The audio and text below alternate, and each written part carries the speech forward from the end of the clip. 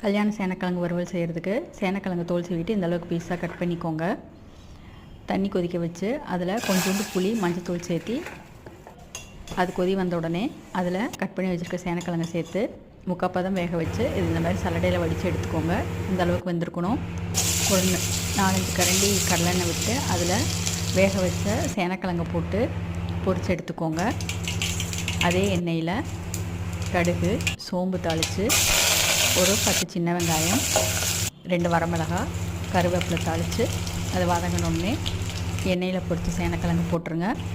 கொஞ்சம் மஞ்சத்தூள், 1 ஸ்பூன் சாம்பார் தூள், 1 ஸ்பூன் கரம் மசாலா, 1 ஸ்பூன் வரமிளகாத்தூள், தேவையான அளவுக்கு உப்பு சேர்த்து அந்த எண்ணெயிலேயே பொறுமையாக வதக்கி எடுத்துக்கோங்க. சிம்மில் வச்சு வதக்கிக்கோங்க. இந்த அளவுக்கு ட்ரை ரோஸ்ட் ஆகணும். அவ்வளோதான். மல்லித்தலை தூவி எடுத்து வச்சிங்கன்னா கல்யாண சேனை வறுவல் ரெடி.